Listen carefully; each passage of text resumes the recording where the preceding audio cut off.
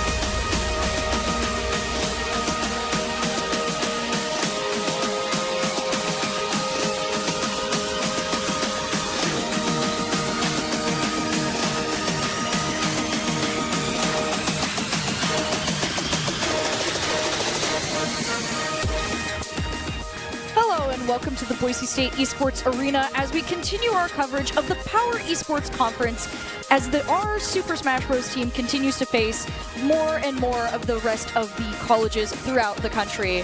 We are going to be getting to watch 2 matches today, starting with the University of Nebraska Huskers and ending with Kansas University's Jayhawks. Calling all the action today is Audrey Norris, that's me, and my co-caster Bryce Jensen as we get to continue and see where Boise State is going to be going for their matchups. Now, last week we did have a pretty tough matchup against our opponents where we had some really good individual moments, but overall we're not able to just catch up or match up with the opponents near the end. Now we do have 2 matches today, so we'll get to see, if there's going to be any differences in the matchups or anything, that ends up being the same. But overall, we will be, wondering what could the Boise State team do better, maybe different characters, different setups, and just anything that they might want to see going forward after the matchups that happened last week. I do think one of the big reasons that Boise State tended to struggle in the last week matchup was the loss of one of their core players, Leia Dog.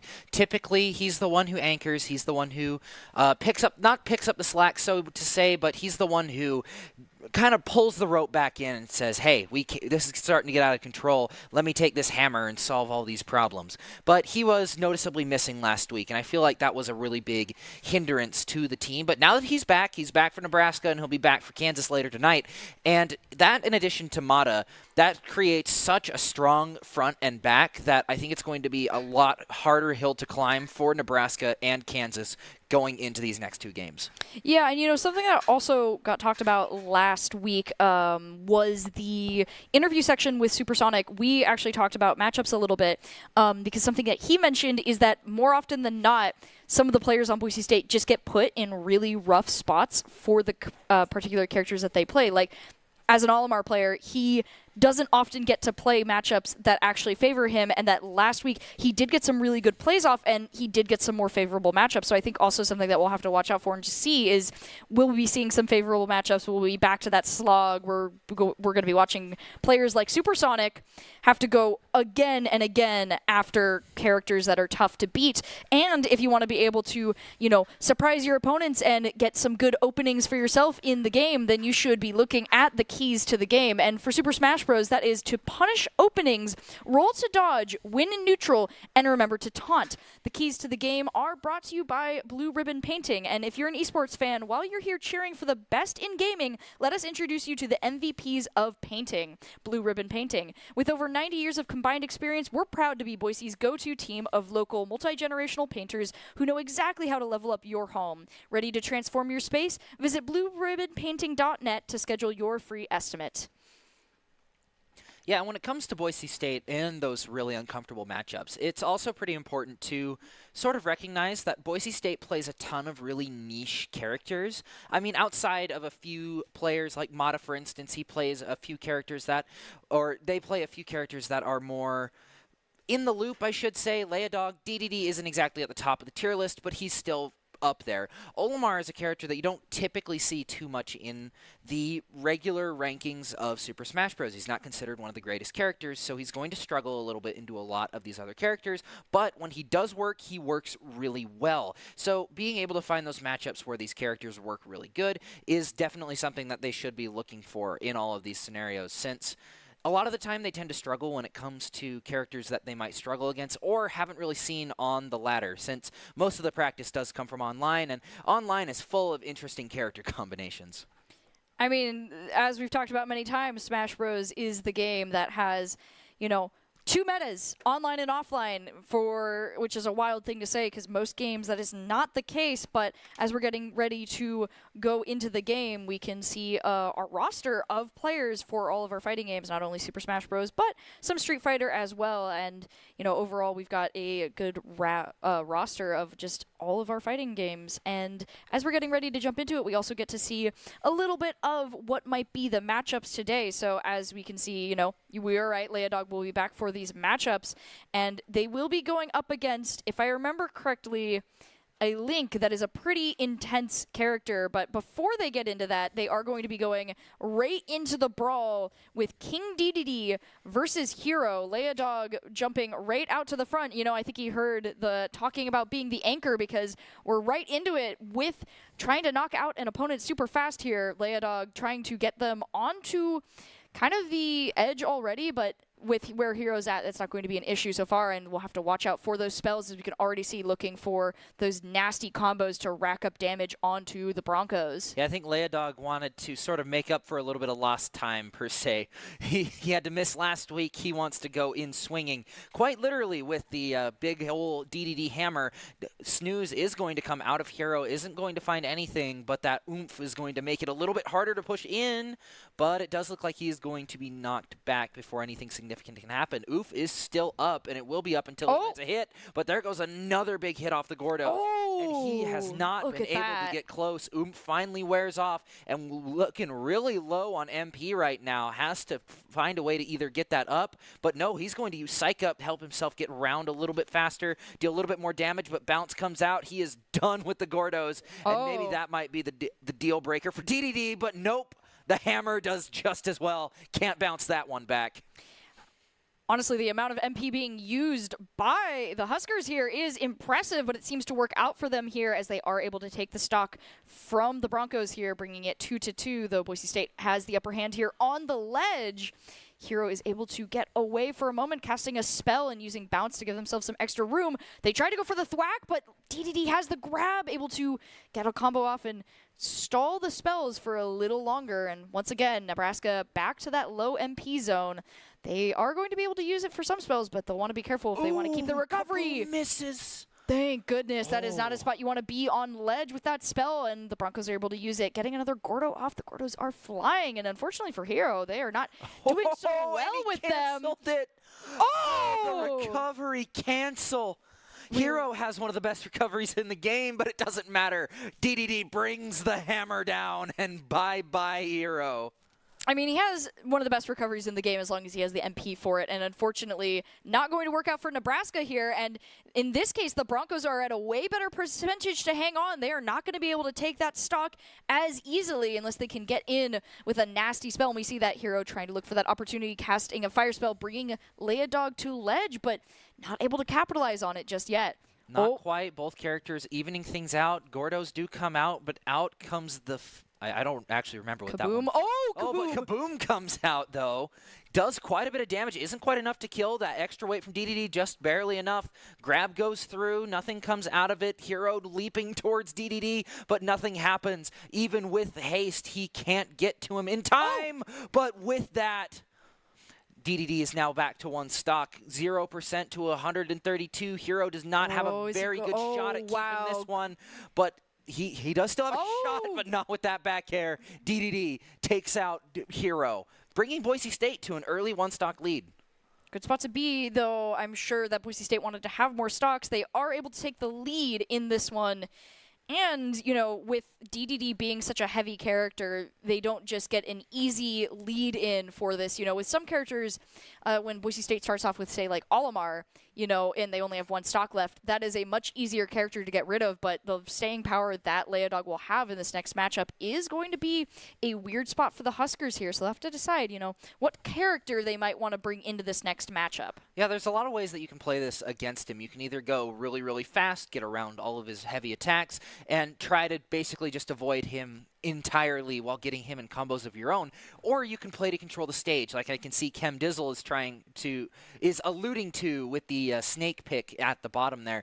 And we might see it, we may not, but I do think Snake would be the better option. DDD has a lot to control the stage. I mean, he's a big character. He's got the Gordos. They deal tons of damage. You have to respect them. But at the same time, Snake is able to throw such an intense amount of stuff onto the stage that it makes it really hard to approach. But I'm going to be completely wrong as the Joker pick comes out, looking to outspeed the Big Penguin.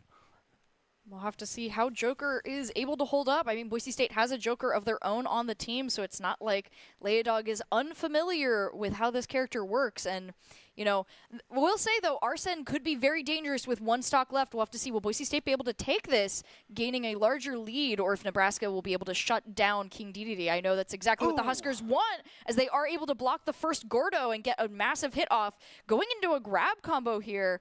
Leodog not able to get the early damage that he wants just yet, but Nebraska has to be careful. Joker can hit, but it's not as hard as, say, DDD here with that combo of the hammer and the Gordo. Yeah, Joker can hit, but definitely not as hard as DDD can with the but the Arsene hammer is spin. out.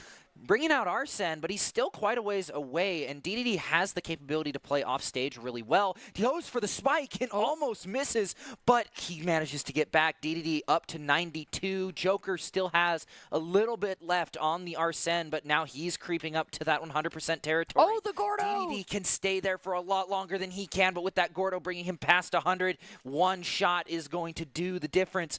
Also, a key thing for this matchup is that 1 shot from his gun, which is probably the weakest projectile in the game, is enough to shoot that spiky Gordo back. Have to read it, but that doesn't not going to be matter. enough. Even with the gun, you can't beat the hammer. Yeah, Boise State high in the percentages, but does get the stock, so it's going to be a good spot here for them. They know that, and Boise State just biding their time, holding that middle ground here, using the Gordos and avoiding all the fire. Arsene will be charged up eventually, but not giving it any immediate potential here. Going for the swallow on the fire. I forgot that you could swallow that projectile, but we do see a little bit of damage with the grab. This could be it here, but Boise State, you know, doesn't have to worry too much on this edge as long as Joker doesn't follow through, which he decided that he didn't want to play with the Penguin off stage. Yeah, we saw him try that one time, but it didn't quite work out in favor of him, burning a lot of Arsene in the process. Already almost jet up hammer, to Arsene. My goodness. The jet hammer just Leodog. barely missed. Oh, that could have gone bad, but he gets the swallow. Arsene comes out, and he's already been hit off stage. If Leodog can burn this Arsene, he might have a chance to get a second stock. Though. But at 181, there it is. It's just not quite in the cards. Still able to take 1 stock, though, keeping the lead, which is I mean, that's the what 1 stock lead, right? That's what you want, and it makes the matchup more favorable. I do love that we got to see, you know, the projectile. We talked. You mentioned it during the match. Joker's like projectiles with the gun. One of the worst in the game, but for a Gordo, all you need. And I mean, that's the real thing about like DDD and what this Joker was able to do well is that DDD is really strong with the Gordos, but if you remember and like can manage them effectively, it makes it very hard for DDD to do as much as they want. Yeah, DDD has no range outside of the Gordos, and even then, I mean, the hammer is pretty like it's long. got a lengthy range, but at the same time, We've he done can't this before. punish somebody from across the stage. Yeah, I mean, it's a lot of deja vu when you see the exact same characters on a week-to-week basis. You kind of sort of run out of stuff to talk about, but we find a way, but right? we do find a way. The We find a way. you know. That's what Nebraska players are for. We get to see a few characters we never see. I know for a fact we haven't seen Hero in a really long time. Since so the it's last really time nice to Nebraska see him played. come out. Yeah, but I mean, he did get knocked out round 1, so we're not going to see a whole lot of him. But it does look like Supersonic is going to be coming in to finish off the Joker. That makes sense to me. I mean, this is a good spot for the Pikmin, go against the guy who overall doesn't have as much to deal with it. He's got resources, but still a more light character go with it. But unfortunately, Joker's speed is making it a little bit hard for Olimar to get the Pikmin throws off that he wants. He is able to get a couple combos off, and that chip damage is going to begin.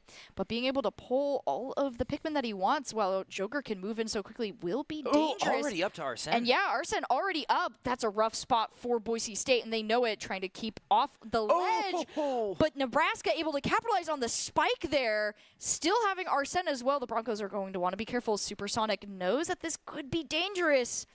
Oh, having to back off, but that recovery that normally can be so helpful, just with Arsene out and able to give so much extra movement, not much to do until it's now finally over here. Yeah, the issue is with the Pikmin is that they don't deal a ton of damage, and Joker is able to build up his persona gauge with Rebel Guard while those Pikmin are still attached to him. So where you might see a lot more of the persona out of Joker in this round. We normally only see it once per stock. We might see it 2, maybe even 3 times if Supersonic isn't able to land a kill onto the Joker. Both players are at around the same percentage point. We are back to even for the Joker, but Joker is still pushing the advantage faster and faster, not letting Supersonic get even a second to breathe and use his Pikmin. Out comes Arsene back once again. Can he find a way around it? It doesn't look like it. He's going to get stunned, but he was able to get back.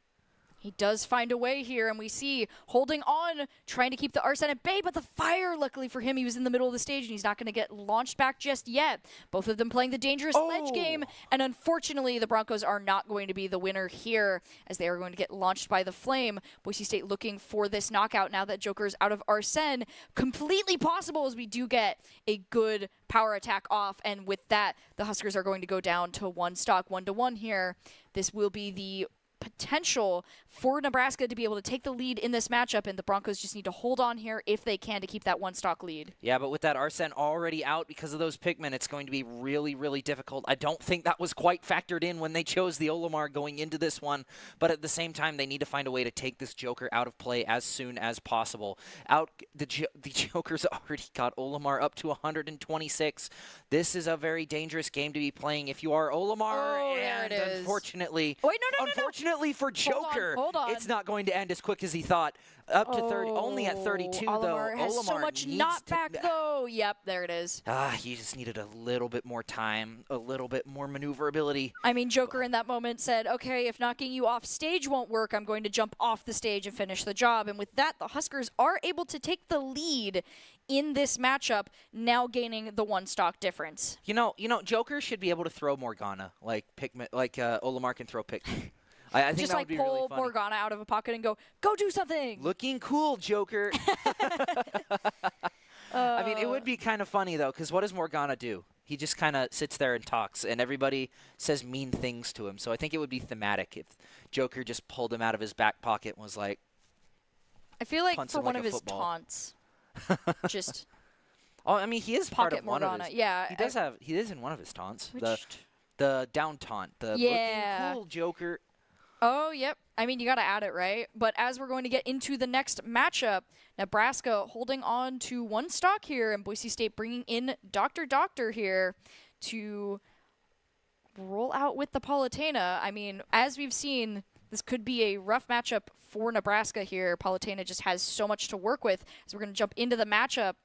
We can see kind of the difference here. Both of them have some range, but Palutena not wasting a moment, going to run forward here, although Arsene is going to be activated. The ledge guard does begin from Palutena, knowing that the best way to stop Arsene here is just not to let the attacks go through. Holding onto that ledge, Joker just not any room to breathe as the Broncos racking up the damage, staying at around 20% themselves, though Nebraska does get a grab off, bringing them to ledge. The ledge battle begins, trying to go for that knockout onto Palutena, and it's going to succeed. The ledge recovery is unable to go through, and Nebraska able to get one stock off so far.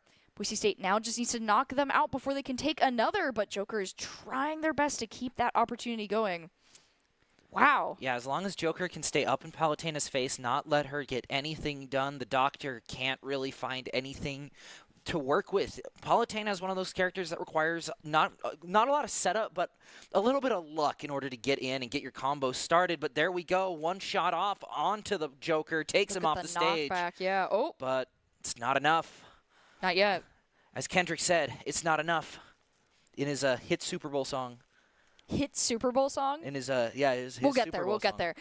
Joker right now, ledge guarding to try and get another stock off of the Palutena, and so far, really impressive work on that setup here.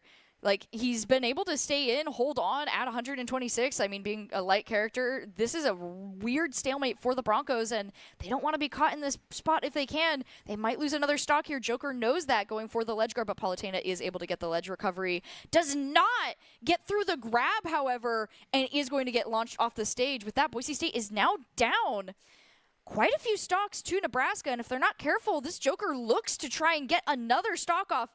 With Arsene active, it is completely possible. It is possible, but at 126, a back throw will not do it. The DI is barely enough to keep him in, and with Arsene on the board, it's going to be a little easier to keep himself in this game. Palutena already up fairly high, not quite enough to kill, but with Joker still having quite a bit of Arsene left, he's got a lot of time to work with. He has a lot of threat potential right now, and we're seeing it fully as they have just not been able to get through. Oh, but the dash attack. I appreciate just how it looks like Palutena just does the smallest little shield bash. It doesn't look like it has a lot of weight, but we just see pew because of the knockback at that percentage. But wow, I was not expecting Joker to run through so many stocks like they have. I feel like I remember this Link on the team being really a rough character to deal with, but it might be the Joker this time around. I don't know. Top 18 in the world for the Link. That's what I thought, or is it the Joker? One of the two. I mean, I wouldn't doubt that the Joker is top 18 in the world. We've seen how great he is at just obliterating stocks, to be 100% honest. He is a very strong Joker player, and it is showing. But speaking of the Link will be the one to challenge the Doctor here. Palutena versus Link, a little bit more, similar, I suppose, in the range lineup, though. With the bow, we've got a little bit more maneuverability with the bombs as well. Palutena will have to be careful here to not lose stocks if they want to be able to kind of even up the lead. Nebraska currently has a 2-stock lead onto the Broncos, and it's not a scary place to be if they can take this full character away from Boise State here. We see jumping into the match, Boomerang already flying, trying to get in close, but Palutena shutting that down, going for some quick aerial attacks here. Ooh, out comes the up special out of Link, though, taking a lot of the pressure off of him. And from the looks of things, it is kind of just a slugfest right now. Link has a lot of potential to trap people, and as you can see with the aerials, it's just not going to be enough for Palutena to get back onto stage, though. And with the up air is enough to close out the character. Link didn't take a stock in that engagement, and now it is up to Mata. Yeah, they have a full character on the Broncos right now, and Link, I'm not necessarily shocked by what we saw there. The Link is, we've talked about spin to win with young, I know we've seen young Link. We've seen, I think it was Jigglypuff, actually, that we've been talking about it a lot lately. Luigi, I think we saw it a little bit because he's got the down B, or the down special that he spins like a tornado. True. But I think it was mostly in regards to Jigglypuff. It was mostly Jigglypuff, though, and so it's now we're seeing the other true spin to win. And also, Kirby has the down air that spins. Where he takes his feet and he goes, "Arr." Oh, you're right. Yeah, I mean, there's a lot of spin-to-win characters, but Link does tend to take the bread and butter of that just with his... I mean, he has so much range with it, and it deals a good amount of damage, but we're going to be jumping into this potentially final matchup here as the Broncos need to try and take all 3 stocks as quickly as possible before losing their own, but Link does not want to let Mata have the time to get set up and denies the recovery here. Already losing a stock and not really being able to get a ton of damage on is a rough spot here as the Huskers are holding on. We do see the fire go out, getting a little bit more damage onto Link and kind of breaking down that strong foundation that he had earlier in the matchup. But unfortunately, it might be coming back here soon. But I mean, even though he does taking a lot of damage here, he's already taken 1 stock off of the final character in the Boise State lineup. And to be honest, even if he does lose a stock, it is not nearly as detrimental as even a single stock is. Or if he loses all 3 of his stocks, it's not that detrimental since Mata only has 2 left on the Richter.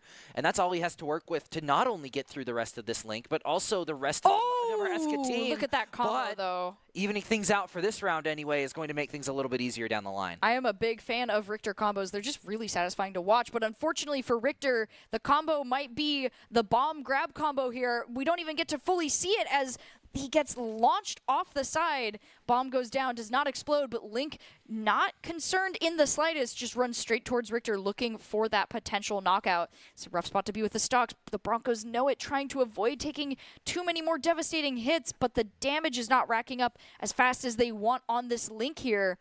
Huskers are holding on with the line here. They've got a really solid ledge guard with the bow and the boomerang. Boise State evades it, but goes back to the ledge once again.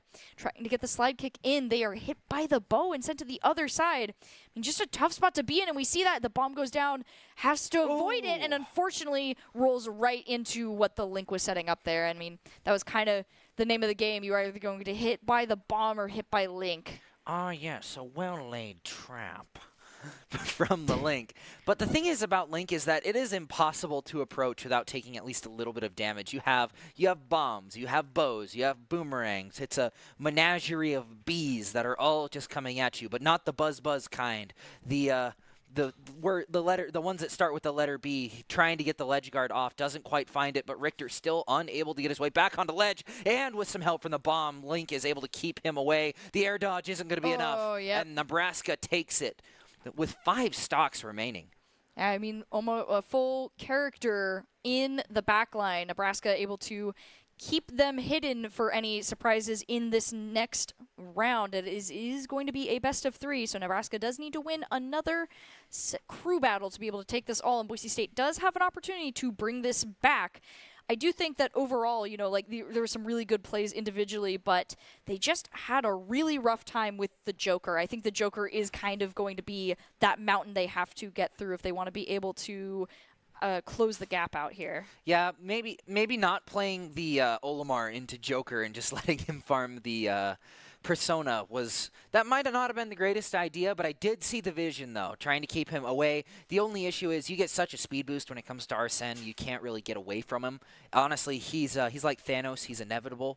He's going to get in. He's going to stab you. This is what happens when we talk about Marvel right before we go into casting. Like, that Marvel on the brain. Yeah, I mean, I think the issue, too, is just that Supersonic was in a rough position where, like, he almost always has to come in on those weird character spots because they want to leave, you know, Mata for another scary character or someone else, and unfortunately for Olimar they did not have a lot of options, but we'll have to see how Boise State chooses to change up their play style, and it looks like it's going to be going with the Doctor first, going up against the Snake that we did not see play last time. So it will be Snake versus Palutena as we get right into the matchup. Palutena going for the big attacks and Snake throwing the projectiles, really locking down the area around him. I mean, that is the name of the game. Ooh. Just keep them away with projectiles, and it's working out in his favor. Palutena wants to advance, but the Doctor isn't able to find any room just yet. Yeah, and with all those grenades on the field, even a slightest touch will set them off, make them explode, and deal tons of damage, as Palutena has experienced quite frequently in this matchup. Snake has yet to reach double digits in percent yet. Of course, I say that, and out comes the Doctor with the Palutena combos that we have grown accustomed to, but the C4 was not seen on the ledge. Snake takes an early lead with barely any damage to his nabe. name. And that's a rough spot for the Broncos here as they want to be able to try and rack up as much damage, but it is just not happening with all of the explosives on the field. Now he chooses to move in closer, getting a grab off, and does get some more damage. Palutena, wants to be able to run up and get close, but it's just not happening. And every time they go for the projectile, Snake is just out of range, exactly where he wants to be. As we see, once again, although Boise State lost a stock and was lower in percentage, they are right back up where they were earlier. Yeah, right back where they were. Snake trying to find some really big hits here, and currently he is finding them fairly frequently as well. Grenades going out over and over again. Out comes Palutena, though, with a pretty good hit onto the Snake. No real follow-up. That C4 is just such a deterrent. You can't really get close while that is active, but he is able to keep – the Doctor is able to keep him away, though. Palutena has a lot of good get off of me moves.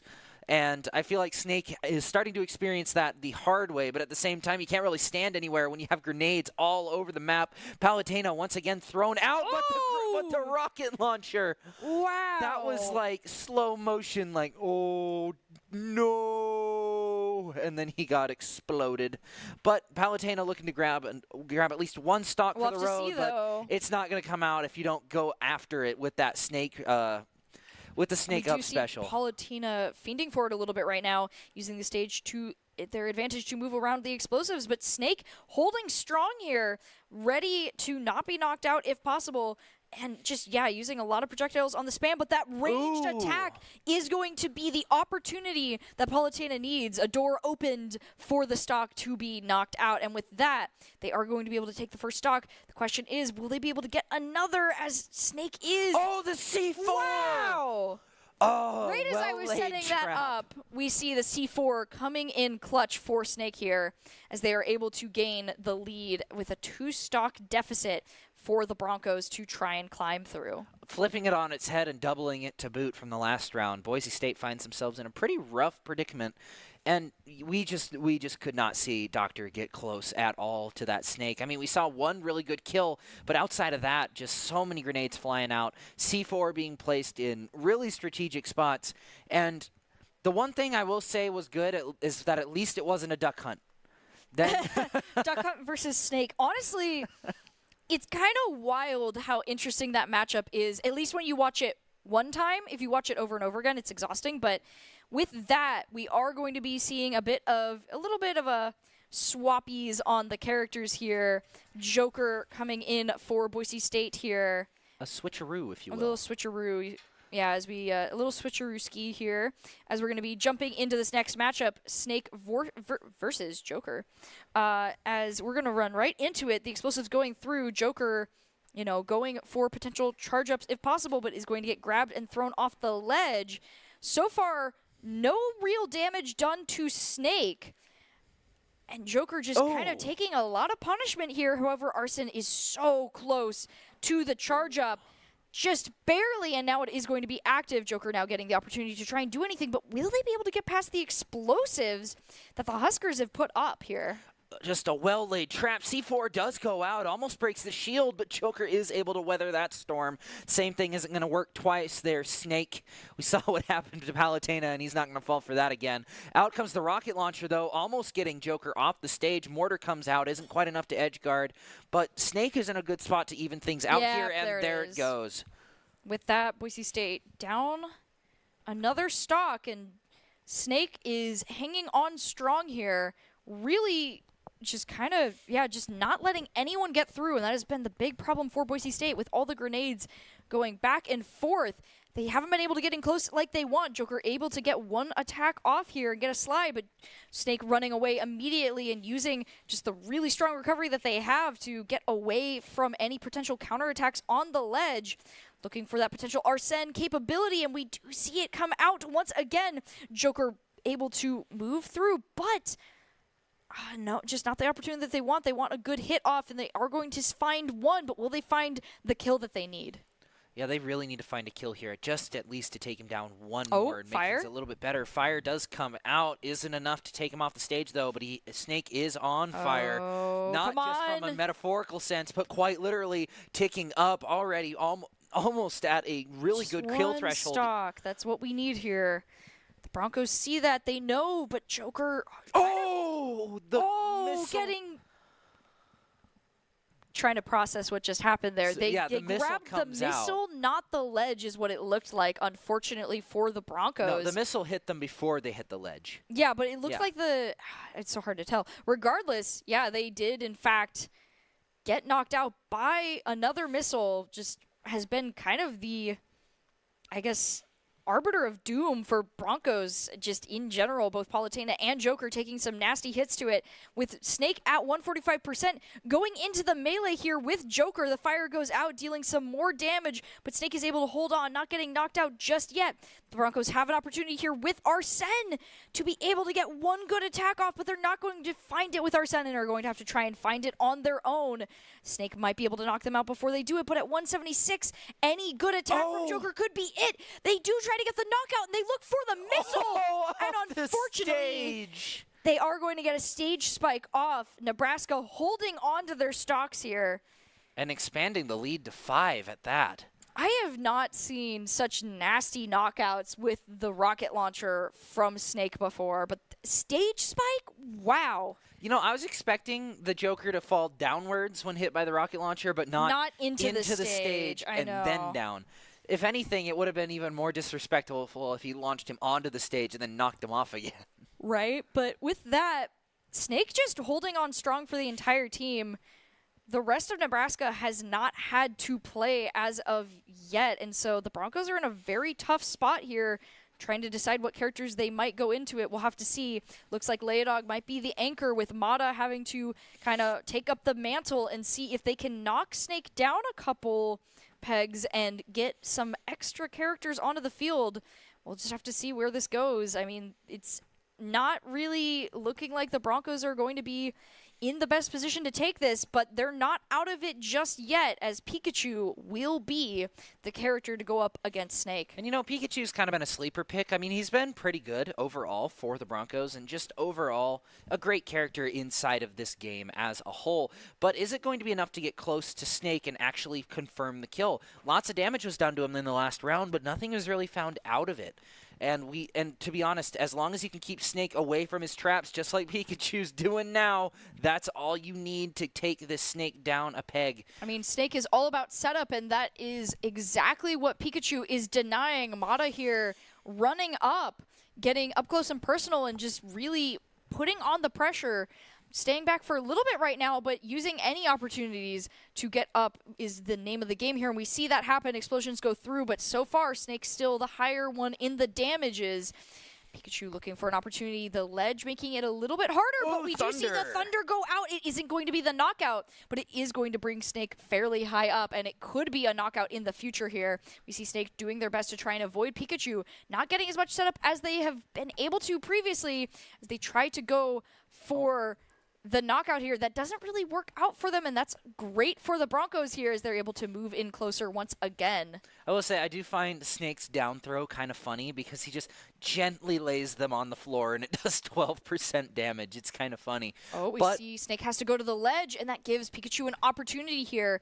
Not able to fully capitalize on it as Snake backs away once again to go for the projectiles, but Pikachu moves in, bringing them to 134. This is the knockout zone. Pikachu just needs one good hit near the ledge or off stage, and this could be the knockout that the Broncos have desperately needed. Snake now down to one stock with Pikachu at 85. We'll have to see where this goes. Yeah, and being such a light character against a character that hits like Snake, it's going to be a lot harder for Mata to find some, or to easily weather the storm of hits that Snake is able to put out. And we're going to see that. Yep. Put on full display right there with the up tilt. It is enough to take out Pikachu. But now, on equal playing grounds percent-wise, not quite in the stocks yet, but Pikachu looking to even that up just a little bit. Out he goes, trying to get stuff done, but Snake is in the zone, running away from everything. Grenades going out and C4 flying. Nothing has really hit over the past little bit. Thundershock from Pikachu, unable to find its mark either. Both players just looking for one mistake to be made so that they can punish, and so far neither of them are looking to give in. Electricity hits for a moment, but doesn't give Pikachu the opportunity they need. And so Snake is able to set up some more stuff, gets a throw off ledge. We have to be careful of those grenades, but Pikachu is able to avoid them and put the damage back onto the Huskers here. Nebraska just, once again, using range to their advantage. Try to go for that missile knockout that they've used before, but it's not going to work on Pikachu, at least right now, as they're able to wait out and get to the ledge safely here. Oh, this could be a dangerous spot for Snake. As the damage racks up, they are going to be able to use recovery to get high up, but Pikachu trying to read for an opportunity isn't able to capitalize on it either. Both of them at 100%. Pikachu is looking for that knockout, tries to go for the Thunder, but doesn't find the kill that they're looking for here. However, running up towards Snake, they find them without grenades and are able to bring this just absolute menace to the Broncos down. They did lose a stock, but I would say trading those 2 stocks for that 1 stock are very good for the Broncos going forward. I mean, every stock matters right now, but the character is out, so there is now opportunities for potentially better matchups and maybe just different things for the Broncos now. Yeah, currently it's 5-9. We have easily the 2 strongest players on Boise State left. They're anchoring for this one. And from the looks of things, it's going to be going into Ness and Diddy Kong and Zelda, the Wi-Fi warrior, if you will. So a lot of stuff can happen, and I do think that these 2 characters are going to be really great into these Zelda. characters, and it looks like Zelda is going to appear. We've seen Mata play into Zeldas before, and we have not seen this Zelda from Nebraska quite yet, but I have a feeling that Pikachu is going to be the answer. Zelda has a lot of stuff that can counter projectiles, but not a ton that can counter the rush down mouse. We'll have to see where it goes. Zelda is the first one to get the damage off, running in for the melee, waiting before activating any other abilities so far. Pikachu just trying to find their footing here. They are able to get a attack off. Ooh, but the parry goes through, and the spin on the Zelda is definitely going to make it hard for some of those melee attacks. Zelda teleporting out of the way, but Pikachu is able to get some more damage off. Right now, just the Nebraska has control of the center. Pikachu running into the melee once again, but not really finding as much damage as they would want, having to dodge all of the different attacks that Zelda is throwing out here. Yeah, once again, the spin to win does come out of Zelda. Phantom Armor does come out, trying to do a little bit of ledge guarding. Doesn't find the pick on Pikachu, but it is able to keep him away for a little bit longer. But the teleport goes through, and Zelda finds the first kill of the match. Rough spot for the Broncos here, losing and being brought down to 1 stock here. Now Zelda, playing fairly comfortable as they can, is able to rack up even more damage onto the Broncos here, 66-91. The Broncos want 1 good hit, anything they can do to get a grab and combo off to knock off Zelda, but it's not working so far, as Zelda has just been able to keep up the pressure on this center area of the map. They try to go for another teleport, but the Broncos see it and are able to avoid it, going for a Thunder of their own, but getting hit by the Phantom Armor. And Mystical Fire comes out, almost finding Pikachu as well. That would have been enough the grab. to get it, but the grab comes out. Pikachu doesn't have quite as strong a grab as some other characters, so it's not going to quite be enough to throw off, but it is going to take Zelda away from the spot where she would like to be playing, and now Pikachu is in a slight advantage, controlling the tempo a little bit. Okay. Aerial neutral does come out, not quite as much as found, but the forward air is going to find the kill. But at 87%, not a whole lot to work, not a whole lot of room for error in this matchup. He needs to find 2 more before it's even close to even. Phantom Armor comes out, weathering that shield just even more, and unfortunately, the up neutral is going to take out Pikachu, leaving Leodog as the last one standing. Yeah, 8 stocks to 3. Not a position I envy, but also a position for potential. King DDD will have to be going into the Zelda here, so we'll have to see how that actually plays out for them. I mean, not only that, but Zelda, Ness, and then Diddy Kong, which is a completely different lineup than what we saw previously. Interesting, like, in general, to see so many different characters being displayed as potential opponents, but for now, it is going to be Zelda versus King Dedede. Definitely interesting characters, but not as interesting as what we've seen in the past. I think Me Brawler was a surprise no one really expected, but, I mean, we've seen some crazy characters, but we're assuming that Zelda isn't going to take another 3 from Dedede here, which I don't think is going to happen. I mean, if you put Frail Princess versus Big Hammer, I think that the big hammer is going to win, and Leodog does have a frail princess like Zelda isn't one of the most dangerous Wi-Fi characters around, as we are kind of already seeing that Zelda getting the grab off and throwing DDD into the air. The platform's kind of working in the benefit of Zelda here as they get a spell off, knocking DDD into the air. The recovery is able to go through, but they do have to shield, and unfortunately for the Broncos, that leads into a combo for Zelda to get the first knockout. Now, Boise State, not wanting to take this fight without getting some damage off, is able to get some combos off, and now with the stage sand platforms, gives them a little bit of room to work with, though it does give Zelda some room for the Phantom Armor as well. That was a frame-perfect shield poke, too. I think a millisecond earlier, a millisecond later, that wouldn't have hit. But now Zelda is getting the same treatment that they gave to DDD. Just tons of damage being racked up, but no really big hits. Out comes the up special. The teleport goes through, hitting DDD twice. Mystical Fire will miss, but DDD still trapped, can't quite get around it. But back air is going to find the first kill for DDD of this match. Good back air, and with the percentages that we're at, still comfortable, but maybe not, as DDD gets comboed off the side here, losing one more stock, now down to the very last stock for the Broncos, up against 7 stocks. Zelda is at 1. But that's a long hill to climb, and we see Leodog looking for the potential here for another knockout if they can get it. But Zelda does not want to let this go without a fight, casting as many spells as possible to rack up the damage here. Both of them trying to fiend for the middle, the Gordo getting reflected, and a lot of Leodog's standard tricks just not able to be used in this scenario. Yeah, if you can't get the Gordos in, there's no way that you can hit them back, especially with Zelda teleporting onto you every time you try to go up. Phantom Armor goes there through. It is. It hits with the tipper, and he's able to get back. Just barely. Tries to get a pick through the stage. Tries to go for the hammer, doesn't get it. Now, watching Ledge just going for the... Oh my gosh! Ground pound! Wait, what if the stock does get knocked out off of this? That would be crazy, but we don't see it go through just yet, as Zelda is going to get the throw, sending Leodog off the ledge, trying to go for a spell attack, but it doesn't work. Phantom Armor does go through, but doesn't hit Leodog as he tries to go for the hammer. Isn't able to get it, but does get the back air. It isn't going to be the knockout, so the Gordo will instead. 1 stock left. Wow.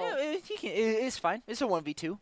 Quite literally a 1v2 players, but he's got this. I mean, we've seen worse. I'm not sure how we've seen worse, but I bet you we've seen worse. I mean, we've seen similar matchups like this, and in general, 1 to 6 is a wild difference to try and take. I mean, it just means that in in these 2 character matchups, you have to try and stay sub 100 for majority of the fight if possible, and if you get above 100, you just need to not get hit. And for King DDD, that is just not necessarily an issue of how well can the player avoid it. It's just, you're a big penguin. Hitting the big penguin isn't that hard. It's like the sandbag from the home run contest. You can try not to hit it, but no matter what you do, you're still probably going to get at least 1 hit onto it. And unfortunately for Leodog, with DDD, you are basically a big sandbag. And, I mean, granted, you are a sandbag that deals a ton of damage if left to your own devices, but at the same time, it is impossible to go around without reaching that sub 100. I mean, will they leave him to his own devices? We'll have to find out, as it's going to be Ness going up against the Penguin. Now, will the PK Fire be the death of Boise State's run here, letting the Huskers go through, or is Boise State going to be able to continue this further? Ness is a light enough character that if DDD can rack up the damage, this might be a comfortable position, but just the amount of damage that PK Fire can do as well proposes an interesting challenge as we jump right into it, using that stage to the advantage. Leodog absolutely wanting to use those shields as much as possible here, looking for those windows to get the good combos off, as we see both of them using their ranged abilities to try and find their little picks. Oh, we do get a throw for Leodog here into the hammer, into the Gordo as well, starting to gain some stage control. Another Gordo out with the hammer. Whoa. Ness thrown off the side, and although they are going to be able to potentially get it, they don't get the ledge recovery.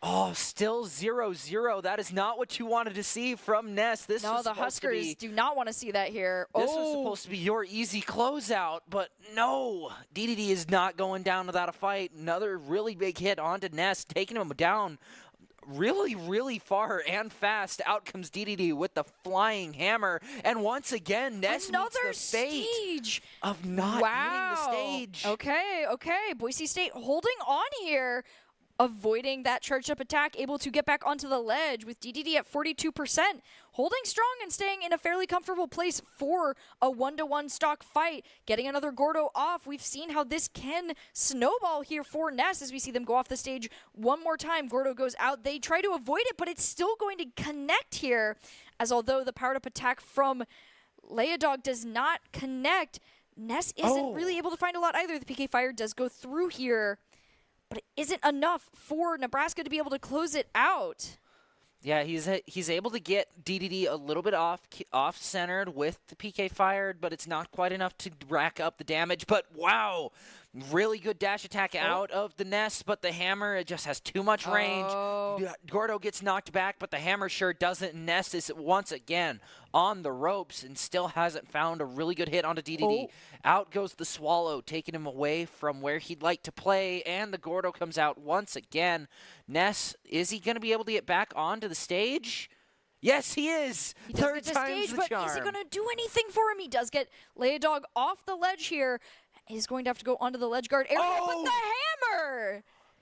Oh, it's been so long since I've seen a knockout from that hammer, but it is going to reward Leodog, as so far the, 8 stocks?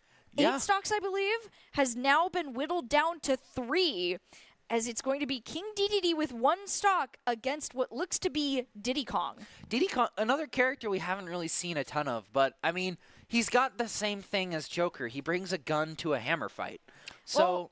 Yeah, and he has some recovery as well with the little his little jetpack kind of shenanigans that he can do, and I mean that can hurt as well. If I remember correctly, Diddy Kong it does an explosion. Is not a fun character to play against him. I mean, he can be a really fun character to watch, but from the way that he can combo you have to be really careful. And with 1 stock, you do not have room for mistakes. Not to mention, he's one of the few characters in the game that can produce items on command. And since all of competitive Smash is played itemless, having a banana in Diddy's case that will stun your opponents for a decent amount of time that you can pick up and throw is a really great piece of utility that, if used correctly, can quickly rack up the damage. And even on big characters like DDD, there's no getting around. Either way, though, this is the final matchup for this 2 teams here in this current round.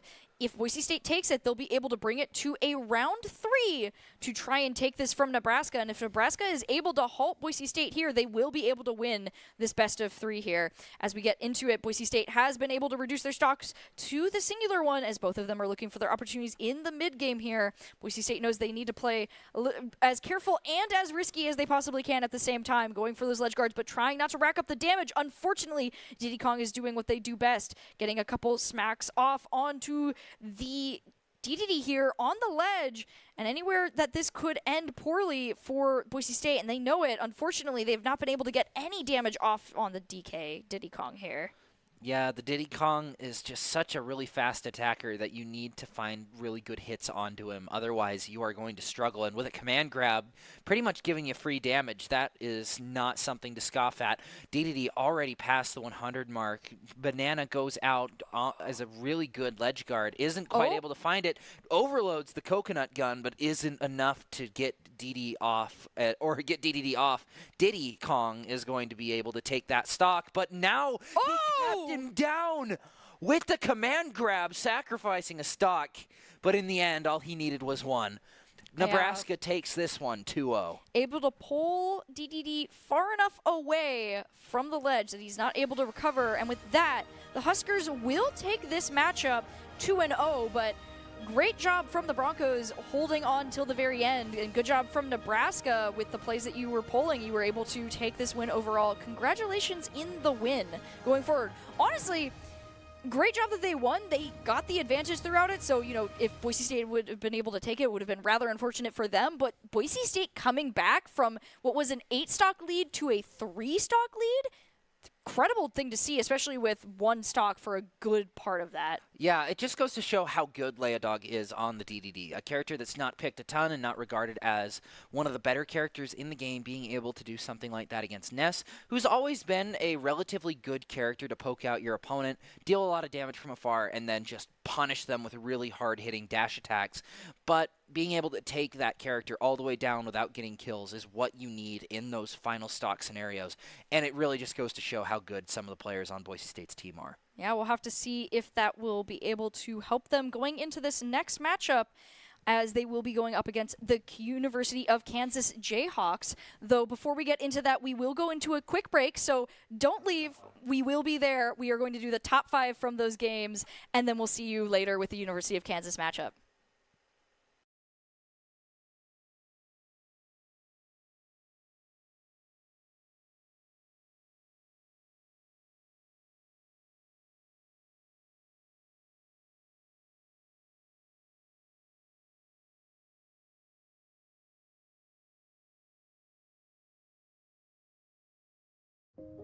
It's the end of a good day's work in Idaho. Time to punch out. Time to check in and catch up. Time to remind ourselves that what we work for isn't a paycheck. It's to make the good things we have even better. So here's to your good day's work. Idaho Central Credit Union. We believe money is a thing. It's not everything. At Blue Ribbon Painting, we're proud to be a locally family-owned and operated business dedicated to bringing your vision to life. Whether it's freshening up your home with interior or exterior painting or tackling a commercial project, we got you covered. When you choose Blue Ribbon Painting, you're not just hiring painters. You're getting a team that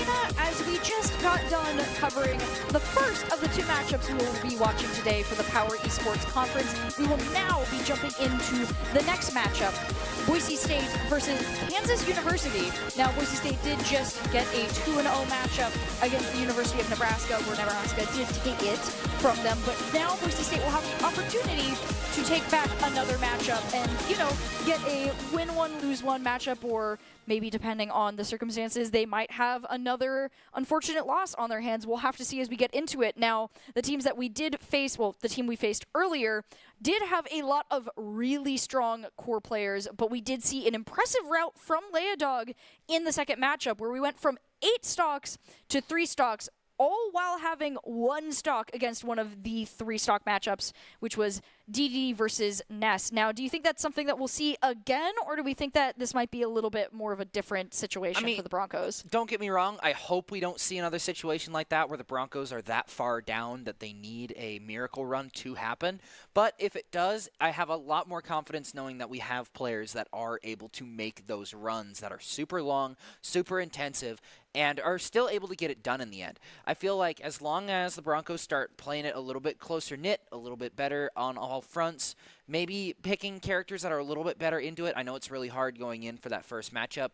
Nobody knows who's playing against who, but it all comes down to your own, picking the right characters for the job. And as long as they're able to do that, they should be able to find a win. But you know what else they should be doing? All of Doc's keys to the game in Super Smash Bros. Punish openings, roll to dodge, win in neutral, and remember to taunt. Yeah, the keys to the game are brought to you by Blue Ribbon Painting. And if you're an esports fan, while you're here cheering for the best in gaming, let us introduce you to the MVPs of painting. With over 90 years of combined experience, we're proud to be Boise's go-to team of local multi-generational painters who know exactly how to level up your home. Ready to transform your space? Visit blueribbonpainting.net to schedule your free estimate. But yeah, honestly, we do need to see Boise State play this a little bit closer knit. And as you can see, we do have all of our fighting game players for both Street Fighter and Super Smash Bros. On screen now. And as long as Boise State is able to keep the play really consistent throughout this matchup, they should be able to play it a little bit closer than they did Nebraska. Nebraska just got really early stock leads, super far on, and they just weren't quite able to recover from that. Yeah.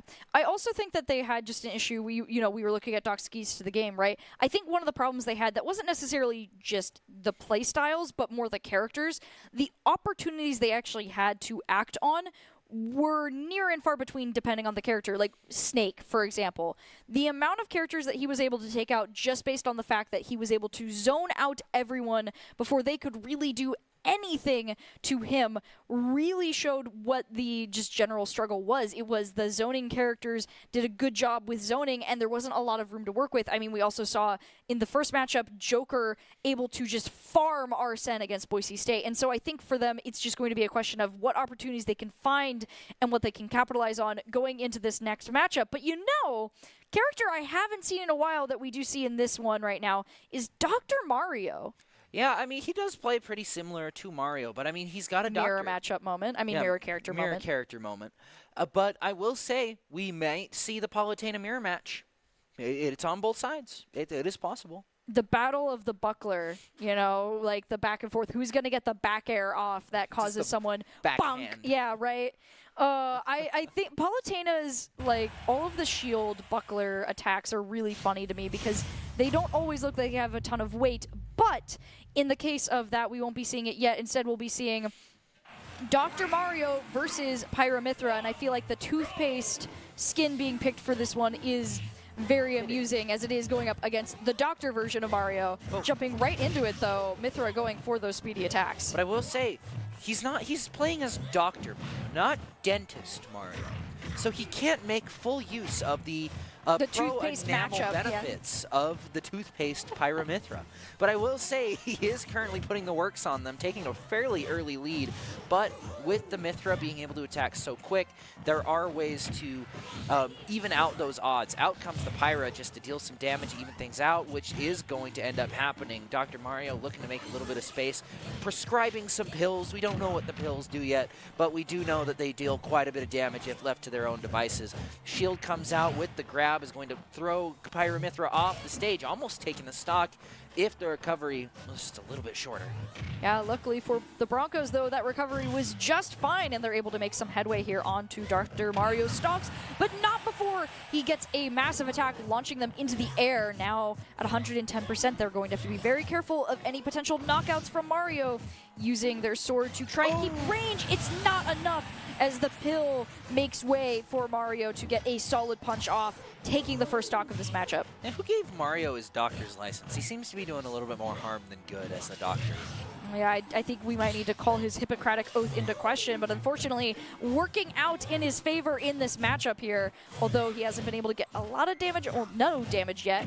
You know, as I say that to correct my sentence was accurate. He is able to get some damage off, grabbing through the platform here, but is in a dangerous position of his own, as once Pyra comes out, a good hit could be the knockout here. Yeah, just about anything from Pyra could have the potential to knock out. Out comes the grab, taking them off the edge, but he is able to recover with barely any resistance, just not quite able to get there in time to really set up a good ledge guard. Oh, another grab. And this time, Pyra is in a good spot to ledge guard, but it doesn't end up happening. Trying to go for the ledge guard isn't working out. Pyra instead forced into the middle with Dr. Mario. Gets a third grab off. You'd think he would learn about the grab, but unfortunately for him, not fast enough, as he is going to lose his first stock. Back tilt does do a ton of damage, though, and even if you can't quite get the if you can't quite get the ledge guard, as long as you're able to get them out of the blast zone at the end of the day, that's all you can really ask for. Out comes the Mythra once again to deal some damage, but it's just taking so much in the process, not quite able to get through and even out those odds. Now, with the damage racked up, Mythra trying to be careful going for some more grabs, but Mario dodging and shielding out of the way, falling right into that attack, but it isn't enough for the opportunity. Mythra almost knocked out, but able to hold on, going to the ledge. Mario finding an opportunity, though, seeing that opening, does take another stock from the Broncos here. There's so much damage that can come out of Mario. He is one of the fundamental characters. Oh, and there it is. Just a little bit too short of a recovery. Mario's going to take this one with 2 stocks remaining. I don't know about you, but I'm getting a little bit of deja vu. Yeah, we'll have to see where this goes, though. At least in the case of Dr. Mario and some of his zoning capabilities, it's not as scary for some of the characters that we do have on the Boise State side. So, at least in this case, not as scared of seeing the Dr. Mario as I was the Snake earlier on.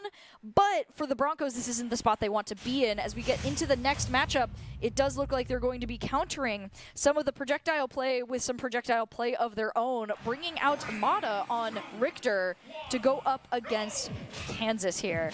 Kansas is going to reset to those 2 stocks as we get into the matchup, both ready to go, and the projectiles right off the bat going to fly, but luckily for Richter, does have some room to work with when it comes to the platforms here.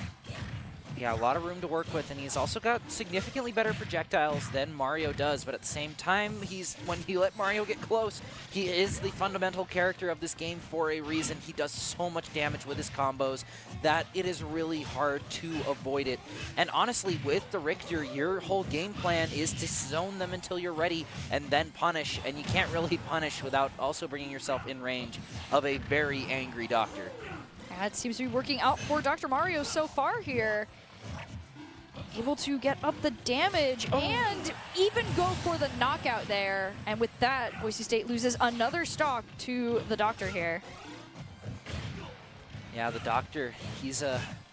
Not to be confused with Boise State's Doctor. Yeah, the Dr. Mario Doctor. putting in the work. Looks like we might be seeing not a mirror matchup of characters, but potentially of, you know, names, I guess. But we'll see, as so far Boise State trying to look for their opportunities, not quite able to find them. They do get the grab off, allowing them to bring Mario to the ledge here. He is in a potential knockout zone, but Richter is going to have to try and find that opportunity. Unfortunately, is unable to here. Now 100% to 76. Both opponents are trying to find this next opportunity. Another grab goes through, but not the direction that Boise State would want it to go for the knockout here, and Richter is going to have to try and move closer as the little pills are being thrown back and forth here.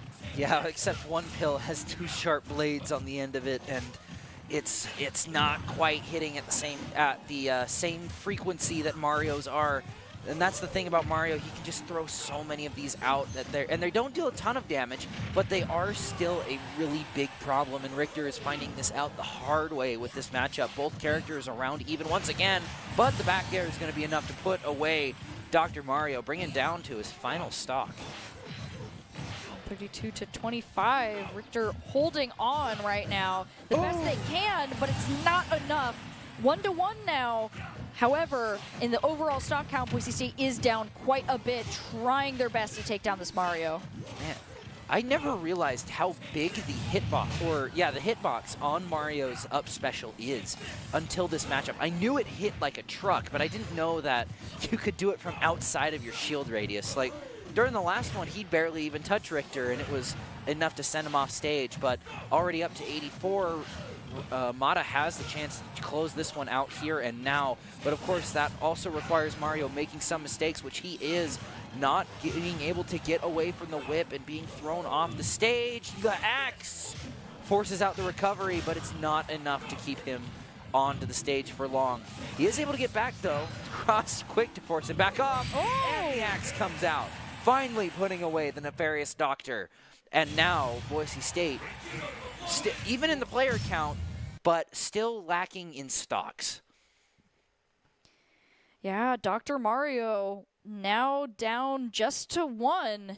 And we were talking about the deja vu earlier. It is showing up a little bit here as Boise State does need to find kind of any advantage that they can get. Richter won the last one. Did he? Wait. Yeah, he got the axe on the Dr. Mario, and then it blasted. The scoreboard is confusing me. Yeah. They've gotten through the Dr. Mario. We still have, we're still in danger here. Yeah, the Olimar. Oh. Yeah. I spaced out so hard, yeah, apparently. Mr. Raisin Loaf on the Olimar. You're right. Not the traditional supersonic that we see on the Olimar. True, we did see Gokis instead of supersonic, but that's all right. Anyway, reframing, Boise State is still down, but they do have the one stock here to try and make the most of it with Olimar. We'll have to see, will the Pikmin be able to overwhelm Richter, or will he be able to get any combos off to knock Olimar out of the arena and give Boise State the room they need to work with here? Yeah, that is definitely going to be the question. How is this Olimar going to shake out compared to our own Olimar player? We see a lot of how Olimar is played with Supersonic, but what are they going to need to do in order to deal with Richter, who can deal so much damage, and honestly kind of just melt through the Pikmin like he's barbecuing a nice steak with the Holy Fire and the cross combo, but at the same time just so much pressure being put on by the Pikmin. Olimar already up to 2. Both of them almost, one of them almost flowered. Yeah, I mean, 2 purple Pikmin is a dangerous spot to be in, and unfortunately Richter is feeling the damage here quite a bit. It's quite a bit of nasty room to work with. Able to create some space here, but unfortunately the ledge guard is not going to be easy to pull off with Olimar being able to just float over it with the Pikmin here, as we see fairly even in the percentage count, but honestly a dangerous spot to be for the Broncos. They don't want to be even in percentage, they want to be taking stocks, but they might get denied here as the ledge recovery doesn't go through. Olimar is able to take it for their team. Raisin Loaf the Olimar, showing how to play Olimar against those super hard-hitting characters. You just have to keep them at bay for long enough to where your Pikmin can really do the work for you. You know, kind of like in the game of Pikmin, you just throw Pikmin at the problem until it solves itself. I mean, isn't that like the whole point of Pikmin is like you're not doing it yourself, you're just letting the Pikmin do it for you. With that though, Boise State has only been able to get through 1 character, and the lead is starting to stack up at this point. Boise State to 2 characters, with Kansas at currently 3. Very comfortable position to be in for them. But Boise State will have to decide, are they going to send in the Doctor, or are they going to send in the Leia Dog? Is the Doctor in? We saw 1 Doctor go out. They might just need to replace 1 Doctor clocked out, and it looks like the other Doctor will be clocking in. Palutena versus Olimar. Boise State looking to try and knock out as many people as possible and hold DDD in the back line as their final player. I think Hippo fired Dr. Mario, and now Palutena has come as the replacement Doctor. Yeah, it's like, I swear, I mean, look at my username, you know, I know what I'm doing. And with that, we'll have to see if they, in fact, know how to get through this Olimar's defenses. So far, they haven't been able to find the damage they want, but it is coming back their way here. Olimar on the ledge trying to avoid the aerial attacks from Palutena. Yeah, Olimar is really just looking for a little bit of space to work with to build up that counter, but the up air out of Palutena is not something to take lightly in this regard. Already throwing Olimar around like crazy. Just not able to get into a spot where he'd like to be. Yeah, but very good for Palutena as well. Jumping off of the platform, using it to get some extra space with the teleport, able to dodge over the Pikmin, not able to get a lot of damage through, but able to kind of close the distance. Unfortunately, that does mean Olimar has been getting some really good hits off here, shielding away from the ranged attacks and using the Pikmin to keep the Doctor at bay. Boise State is trying to find their opportunity, but it's not coming fast enough. 2-3 in the favor of Kansas right now. Yeah, Olimar, though, is at a really scary spot for these lighter characters, but already brought Palutena up to 40%. Not what you want to see out of a squishier character like Palutena, but definitely not the worst spot to be. The Fireball does come out, launching Olimar, not quite off the stage, but it is putting him in a little bit more risky business, and the buckler comes out, the buckler bash, the buckler backhand. Buckler backhand sounds appropriate for that.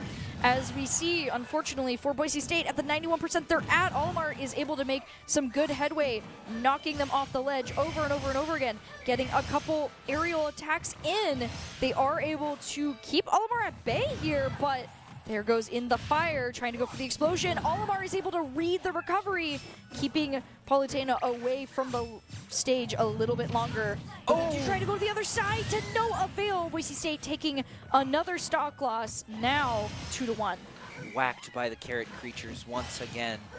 But with a reset in percentage, it might make it a little bit easier to get in and get some of that damage that's needed. Another buckler backhand comes out, doesn't find the kill this time, but it is enough to make a bit more space. Unfortunately, it was space for the Olimar, which is now going to start piling up on the Palutena. Fireball does come out, making a little bit more room to work with, but at the same time, both characters are throwing stuff at the wall. Unfortunately, more of Olimar's is sticking than Palutena's, but even that being said, Palutena still is a little bit better in the up-close and personal game. Yeah, it's still kind of comfortable here. 99 to 101%. As soon as I say that, Palutena in the danger zone once again.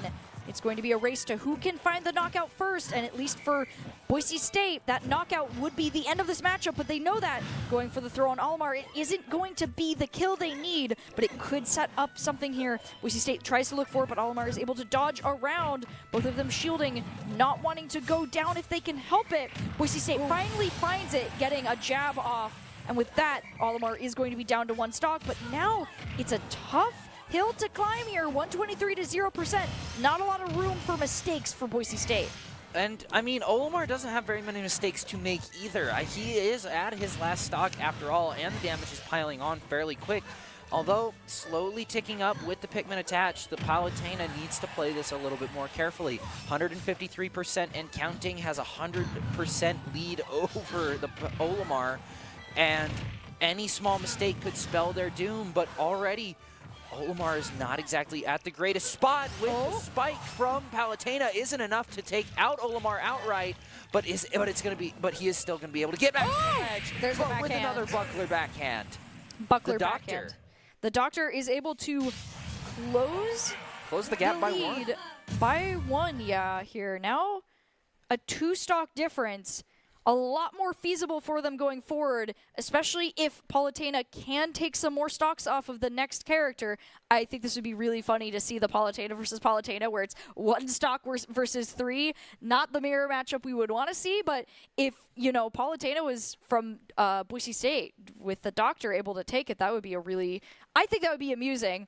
I don't know if that's what we'll see, as we do also have Luigi, which would be a absolute menace against someone with 1 stock. That is true, but I mean, if we did see Palutena versus Palutena, it would kind of be interesting to see, because even if Doctor isn't able to win, we are going to see if Doctor can pull off the Palutena diff, if he's able to take even more than even one of Sprinkle 96 stocks. Or is it Spinkle? It's Spinkle, there's no R. Now we'll see as we jump into it already. The Doctor going for those fast attacks, getting as much damage on as possible.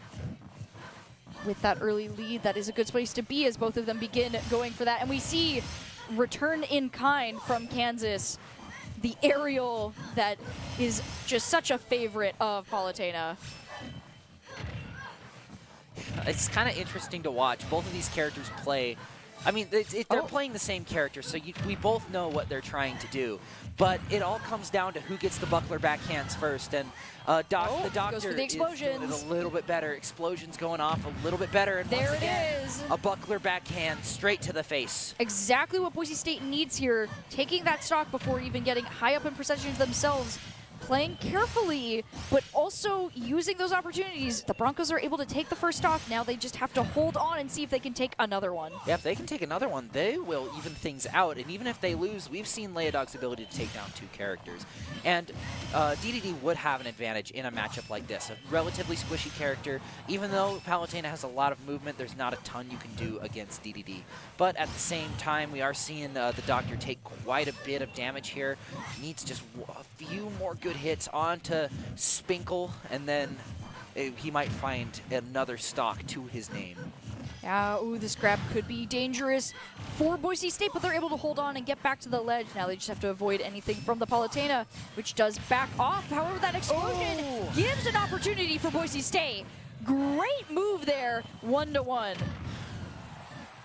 Yeah, Spinkle, best way to describe it, yeah. The other Palutena just got schmixed.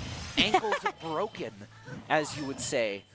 I mean, we see that a lot more in games like Overwatch, dimensional movement, but the up smash is going to be enough to take out the Doctor, but still taking out 2 stocks. Yeah, I mean, a 1-stock lead at the end is nothing to necessarily say that Kansas can take this fully. The Jayhawks are in a comfortable position, but definitely not as comfortable as they could have been. Boise State able to rip that away from them, and now it is Leodog on DDD going up against Palutena and potentially Luigi if they can get past this first stock, which, I mean, we have seen plenty of times, like you mentioned earlier. I mean, we saw a 8-stock lead reduced to a 3-stock lead in the previous matchup. So Boise State is still in it, and it is not an easy place for Kansas to take this just yet. Yeah, we can't count Boise State out quite yet. And I mean, even if they did have 6 stocks left, I still wouldn't count Leodog out. We've seen his ability to just do a ton with a little bit, and I do think as long as he's able to close out this Palutena relatively quick, then he's got a good shot at taking back over the first round for Boise State. And Palutena resetting to 1 stock. Boise State's goal here, don't lose any stocks, but take this one. As the Gordos go out, Spinkle is going to have to be careful here to avoid them as much as possible, as we see the Jayhawks trying to get control of that middle, get any first taps off, but Boise State dodging them as best they can here, looking for that Gordo opportunity as well. One good hammer hit or Gordo is exactly what they need. We see that go out, but Palutena is going to return in kind. Now 42% on to Leodog here. Not the worst spot to be in, but definitely wanting to try and get that advantage if possible. But the spinning, just aerials are so hard to deal with. Especially for a meaty character like DDD, it's really hard to get out of them. And not being able to move as much in the air, it doesn't matter though if that Gordo comes down like a hammer. Speaking of hammers, the back air goes through again. The reflect does go out of Palutena though, backing off DDD a little bit. And it's enough to get Palutena back on the stage, but both characters are at the same percent, but DDD in a much more advantageous position with it. DDD looking for the opportunity, swallows the Gordo, but doesn't get the Palutena, and Palutena is able to rack up more damage. However, Palutena is not in a favorable position either. Gordo goes out, knocking Palutena away, denying the ledge guard here. Now back in the middle, one good grabber hit is what each player needs, and they know it. Boise State trying to avoid a stock loss here as the Jayhawks move in, getting another aerial off. It's just such a rough move to try and avoid, and we see Leodog trying his best. Goes for the hammer. It's not going to be the knockout, but we see what could become the potential knockout here for Boise State. Gordo goes back down as Palutena avoids it here. Kansas looking for an opportunity, using the shield to avoid any heavy hammer attacks, but the timing is off on this one, and the Gordo is going to land. here. Gordo lands, and there's the Valentina stock. finds the first stock of the match onto Leodog, but quick to return it in kind. That was unfortunate, losing one stock right before the final matchup. Did end up winning, though. It could have been a lot worse. Could have got down to 1. And I mean, it's still just a 1-stock lead. Now, it is going to be Luigi versus King DDD. Now, I would say, a 1-stock lead isn't scary per se, but Luigi is one of those characters where once you get to that certain percentage, you might be just gone. 100. Hit 100 and you can be gone. And I mean, Luigi is very good at getting you there, so Leodog will need to be careful. Boise State could take this, but Hazardous is in a great position to be able to hold on for the team. So this could be it for Boise State, Kansas being able to take it, or Boise State might be able to route this and take the match themselves. This is the match to find this, where it will be the culmination here. And we've seen this Luigi before, and he has proven to be a menace on the green missile. And we're starting to see it right now, already taking the advantage, just putting up so much pressure. Luigi has one of the most unique grabs in this game, because it's basically a projectile in and of itself. And it's not a really great thing for the Gordos, especially if Leodog can't find the hit on them themselves. And it is not looking great for him. Luigi just piling on the damage. Out comes the grab, down air, and doesn't even need the instant kill from the up air. Finds the first stock of the match. Yeah, Boise State reduced to 1 stock. Luigi holding on strong to his, and we are just seeing why the Luigi combo can be so scary. Just going from a ground attack to an aerial, able to just kind of combo you until you're gone. And with that, Boise State is able to get some more damage on as well, but not find the opportunity that they need to get this knockout here. Ooh, good hit with the Gordo, though. Taking Luigi off the stage, is able to get back on, but the hammer jab is going to keep him up there. Oh, close. Forward air from the... There's a fake out with the Gordo. Another fake out. Trying to go for that, but the hammer will finish it off this time. Boise State able to bring him down to 2 stocks, but approaching that 100% limit fairly quickly here. Yeah, that is true. Luigi only needs another good hit, one more good hit in order to take this game into very bad position. There it is. Now DDD's got to play it a little careful. He knows he needs to get close, but he can't really get too close because just about anything from Luigi is going to take him down. And he's trying to go once again for that tried and true below the stage, but is hit by the projectile. Both of them going for the recovery. Both have to go to recovery. Okay, DDD is able to get the upper hand here, but still the damage is in a rough spot. Gets the grab, knocking Luigi off the ledge and going for the Gordo. Luigi is able to recover, gets around and goes for the spin. DDD holding on, but still in a scary position here. Now being forced onto the ledge themselves. Leodog could be in the knockout spot if he's not careful here.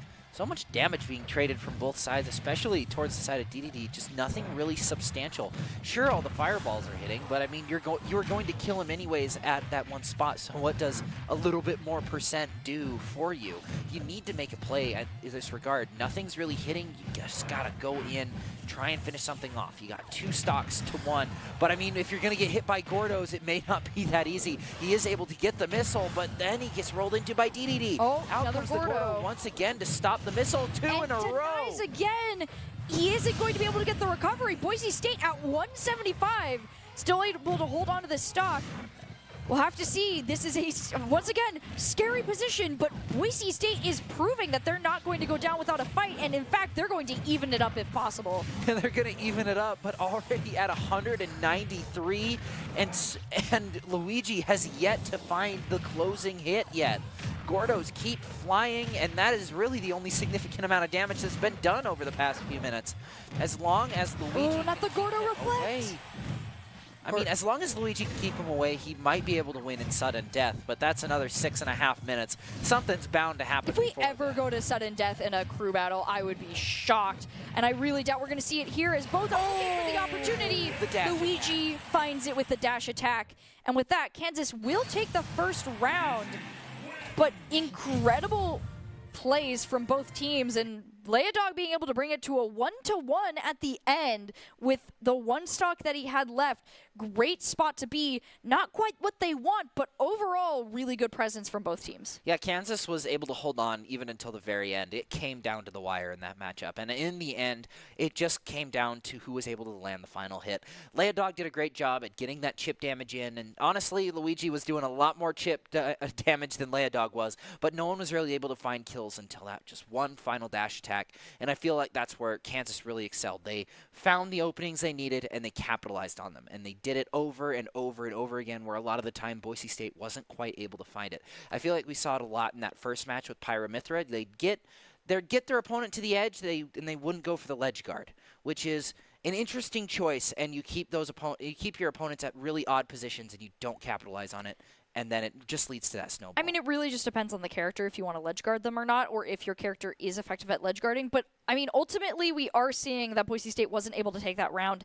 Kansas taking the first one. However, they're not out of the run yet. They are in a best of 3, so Boise State could take this next round and bring it to the third matchup. Kansas now just needs to try and attempt to close it out if they want to be able to take this. And with how close the last match was, Boise State does have a chance to bring this to a final game scenario. I mean, we saw it go down to the wire. It was 2 stocks to 0 at the very end of the game. Luigi could have been brought down one more if we're being 100% honest with ourselves.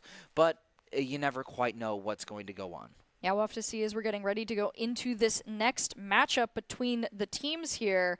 Though before we do, we are going to get a chance to thank our local dairy farm families as proud fueling partners of our BSU esports athletes. Dairy Foods provides the protein to rebuild, hydration to recover, and natural electrolytes to replenish post-activity. Fuel your greatness with dairy.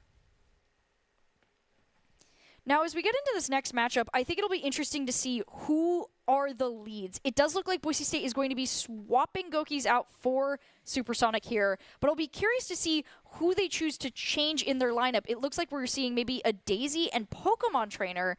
Maybe one of those two are the next in the lead, but I am curious to see who we think Kansas might bring first. You know, Mander came out first on the Dr. Mario. Maybe they'll throw him out again on Pokemon Trainer. If we're being honest, Pokemon Trainer is one of those characters that you can really safely throw into anybody. He's got small and fast attacks with the Squirtle. I'm just going to stop talking because he's not playing. So anyway, Daisy Pokemon versus Trainer. Olimar, right? With that, you know, we will be seeing the Pokemon Trainer later, I'm sure, but we're going to start out with Daisy versus Olimar. The carrots versus the turnips, I suppose, will be the matchup here. The Pick carrots. Yep, the Pikmin. Native to Olimar's home planet of, I'm not 100% sure where. I'm not caught up on my Pikmin lore. All I know is that you know, you could say little anything and plant I'd dudes. believe you because I've never played a Pikmin game. Okay, But you need to fix that because they are pretty good games. we'll get there eventually. As we get ready to go into this matchup here, as we see, it is going to be the battle of the turnips versus the carrots. The carrots, I suppose, is a good way to look at it. But yeah, back and forth. Daisy trying to get in close, but Olimar is not letting it happen here, throwing out the Pikmin, getting the projectiles as best as he can on, just laying it on as he can here. 30% to now 42 on Olimar, unfortunately. Not really able to get the damage he wants off. I thought of another, the Produce Isle Brawl. That's true, I guess, because, you know, you've got the toads, which are mushroom people. So it's just... I don't know if they taste good, though, because apparently the mushroom part is like a hat. That's true. But, I mean, it doesn't really matter if Olimar is going to go up to 107% already. Daisy is a character that can deal a ton of damage, too, and the killing floor is super low. Plus, she can pull a bomb out of the ground instead of a turnip. So there is a layer of unpredictability when it comes to this character as well. Well, depending on the turnip you get as well, it can change the factors. And unfortunately for Olimar, it's not going in his favor as we do see the first stock locks go to Boise State. Yep, Daisy once again with the turnips, trying to keep them always in possession.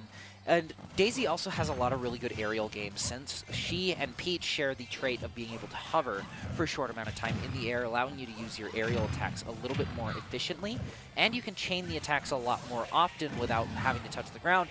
But Olimar, Supersonic is getting quite a bit of damage going through. Grabs come out from Daisy, bringing this back to even percentages, but Olimar really needs to find a stock here to even things out in that regard.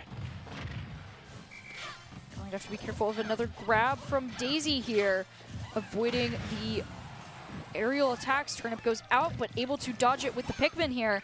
Both of them fairly even in the stocks, but Daisy gets one good hit off, knocking Olimar to the other ledge.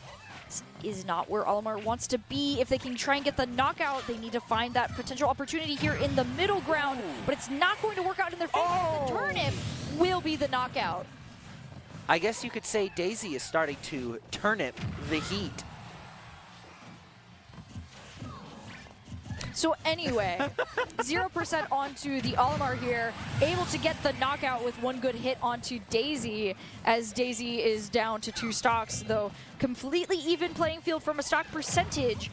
Olimar is going to have to be careful as the combos go out and the damage is racked up once again. Triggers the counter off of Daisy, but Toad's counter is not the greatest. I mean, he is just a little tiny mushroom man. You can't expect a ton out of him, but he doesn't have the best range when it comes to it. So being able to get that on early as to not be caught on the ledge with it is definitely a better scenario, but Daisy really needs to take a ton more damage in order to be put into a position to sort of even things out. Olimar already passed the 100% mark, although he does have 2 purples, one of which is flowered, which means it does a little bit more damage and has a little bit more health, but the spike from Daisy is going to end off this round. Kansas takes a 2-stock lead. Yeah, similar to the previous matchup here, Boise State needs to find their breakthrough point. Unfortunately for them, it was not going to be in this first round, and so we're going to have another important question to ask of who Boise State will choose to bring in to this next matchup. I mean, my lips are just kind of, because, I mean, every time I say a character, it's like, other side of the board. But, I mean, there's a lot of different options that you could do here. And I feel like no matter what you do, it's probably a good option. Hello, Leia Dog. You know, the one person I wasn't sure if we would see at the beginning, it looks like it's going to be King DDD versus Daisy. Leia Dog coming in for the second matchup here to try and even things out probably as quickly as possible for the team here. Turnips are out, but is it going to be enough when the hammer for DDD can get through these turnips?